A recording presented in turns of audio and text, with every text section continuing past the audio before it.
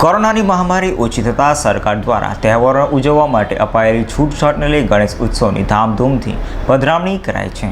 ત્યારે સુરત શહેર ગણેશ ઉત્સવ સમિતિ અને સુરત પોલીસ દ્વારા સંયુક્ત પત્રકાર પરિષદ યોજી ગણેશ ઉત્સવને લઈને માર્ગદર્શિકા લોકો માટે જારી કરાઈ છે અને શાંતિમય વાતાવરણમાં ગણેશ ઉત્સવ ઉજવાય તેવી અપીલ કરાઈ હતી। મુંબઈ બાદ સૌથી મોટા ગણેશ ઉત્સવની સુરતમાં ઉજવણી કરાઈ છે અને તેને લઈને ગણેશ ઉત્સવની સુરતમાં પણ ધામધૂમથી ઉજવણી શરૂ કરાઈ છે। ભક્તોએ હર્ષોલ્લાસ સાથે શ્રીજીની સ્થાપના કરી છે। ત્યારે સુરતમાં શાંતિમય વાતાવરણમાં ગણેશ ઉત્સવનો તહેવાર પાર પડે તે માટે સુરત શહેર પોલીસ કમિશનર અને સુરત ગણેશોત્સવ સમિતિ દ્વારા વિવિધ માર્ગદર્શિકા સહિત માહિતી આપી હતી અને ગણેશ મંડપ નાના રાખવા, વિસર્જનના દિવસે પણ નદીમાં શ્રીજીની પ્રતિમાનું વિસર્જન ન કરી સુરત મનપા દ્વારા બનાવાયેલા કૃત્રિમ તળાવમાં શ્રીજીની પ્રતિમાનું વિસર્જન કરવા સહિતની માહિતી આપવામાં આવી હતી।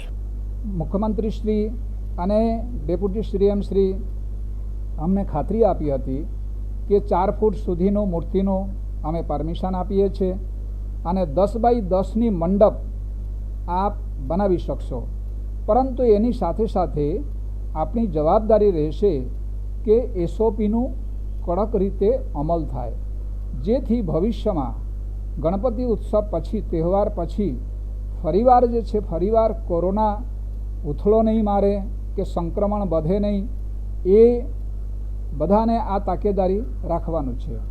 મિત્રો, આપણે જાણીએ છીએ કે વર્તમાન સમયમાં આજે પણ જે રિપોર્ટ છે, ટીવી રિપોર્ટ છે કે 34,000 ઉપર સંક્રમણ છે અને એમાં કેરળ, તામિલનાડુ, કર્ણાટક, આંધ્ર અને અમારી બાજુમાં જે મહારાષ્ટ્ર છે, મહારાષ્ટ્રમાં પણ ગણેશ ઉત્સવ શરૂ થયું છે અને છતાં પણ ત્યાં સરકાર કડક રીતે દર્શનનું પણ પરમિશન આપી નથી અને સરગસ્ત સંપૂર્ણ બંધ છે। 144નું કલમ ત્યાં લાગુ પાડ્યું છે।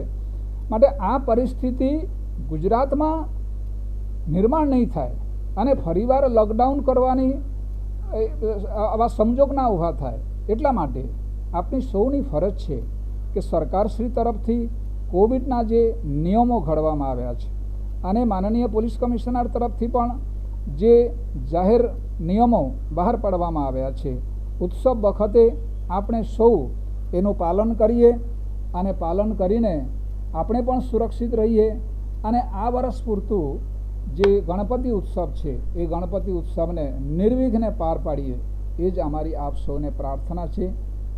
અભિનંદન। શ્રી ગણેશજી વિઘ્નહર્તા, શ્રી ગણેશજી મંગલમૂર્તિ સૌનું કલ્યાણ કરે। સુરત શહેરમાં ગણેશોત્સવ દર વર્ષે ખૂબ શ્રદ્ધા અને ધૂમધામથી યોજવામાં આવે છે। આ વર્ષે પણ એની તૈયારીઓ પૂર્ણ થઈ ગઈ છે, પરંતુ કોરોનાની છેલ્લા વર્ષ 2020ના માર્ચ મહિનાથી જે પરિસ્થિતિ છે, આના લીધે લોકોના સ્વાસ્થ્ય અને જે મેડિકલ પરિસ્થિતિ કોરોનામાં ઊભી થઈ હતી અને ધ્યાને લઈને સરકારશ્રી દ્વારા કેટલીક સૂચનાઓ બહાર પાડવામાં આવી છે, જે પ્રમાણે સુરત શહેરમાં પણ અમારા તરફથી જાહેરનામું પ્રસિદ્ધ કરવામાં આવ્યું છે। કોરોના પ્રોટોકોલ અને ગાઈડલાઇન્સના પાલન કરીશું તો આપણા ત્યોહાર સંપૂર્ણ શાંતિ અને ઉલ્લાસ સાથે પૂર્ણ થશે અને લોકોના સ્વાસ્થ્ય પણ જળવાઈ રહેશે। આ બાબતે તમામ શહેરના આયોજકો સાથે પોલીસ સ્ટેશન સ્તર ઉપર, ઝોન સ્તર ઉપર અને સેક્ટર સ્તર ઉપર અધિકારીઓએ મિટિંગ લઈ લીધી છે। અમારા લેવલેથી પણ ગણેશ ઉત્સવ સમિતિ અને બીજા આયોજકો સાથે વિગતવાર ચર્ચા કરવામાં આવી છે। જે પરિસ્થિતિ છે હાલમાં, એના ઉપર પોલીસ અને આયોજકો સતત સંપર્કમાં રહીને ખૂબ સારી રીતે આ કામગીરી અત્યાર સુધી ચાલી રહી। મને સંપૂર્ણ વિશ્વાસ છે કે તહેવારની ઉજવણી ખૂબ પ્રેમ, હર્ષ અને ઉલ્લાસની સાથે થશે। જે મુખ્ય સૂચનો છે, ધ્યાન આકર્ષે આ પ્રકારનો આ છે કે જે જાહેરમાં પંડાલ છે આમાં 4 ફૂટની મૂર્તિ અને ઘરમાં 2 ફૂટની મૂર્તિ રાખવામાં આવશે.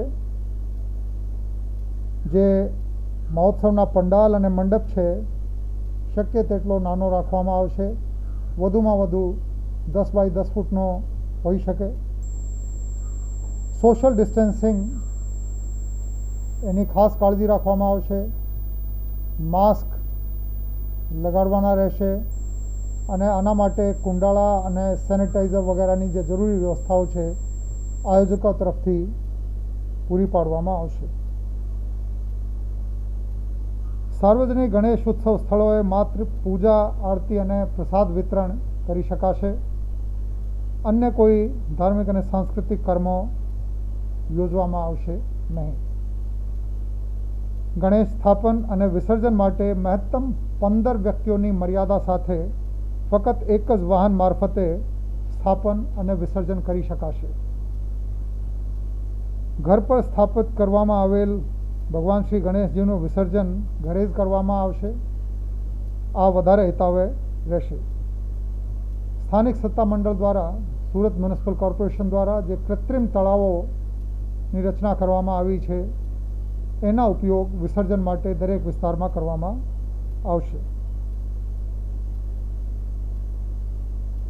આ તહેવારના લીધે સરકારશ્રી દ્વારા જે વિશેષ છૂટ આપવામાં આવી છે, રાત્રે 12 વાગ્યા સુધી 12 વાગ્યા પછીથી કર્ફ્યુ લાગુ થશે અને શ્રી ગણેશજીના પંડાલ અને મંડપમાં રાત્રે 11:00 સુધી દર્શન ચાલુ રાખી શકાશે. જેવી રીતેના સંકલન ગણેશ ઉત્સવ સમિતિ અને આયોજકો સાથે છે, પોલીસ અને નાગરિકો સંપૂર્ણ સહકાર સાથે એકબીજાની સાથે ચર્ચા કરીને કામ કરી રહ્યા છે. મને સંપૂર્ણ વિશ્વાસ છે કે પ્રભુના આશીર્વાદથી આ તહેવાર ખૂબ સારી રીતે પૂર્ણ થશે. સુરતીઓ દર વર્ષે ગણેશ ઉત્સવની ધામધૂમથી ઉજવણી કરી છે. જો કે ગત વર્ષે કોરોના લઈને ગણેશ ઉત્સવ જાહેરમાં ઉજવાયો ન હતો અને હાલ સરકાર દ્વારા છૂટછાટ અપાઈ હોય જેને લઈને ભક્તોમાં પણ અનેરો ઉત્સાહ જોવા મળ્યો છે. ત્યારે ભક્તોને કાયદાનું પાલન કરી અને કોરોના ગાઈડલાઈનનું પાલન કરી ગણેશ ઉત્સવના તહેવારને સુપેરે પાર પાડવા અપીલ પણ કરાઈ છે. Azhar Qureshi, G10 news.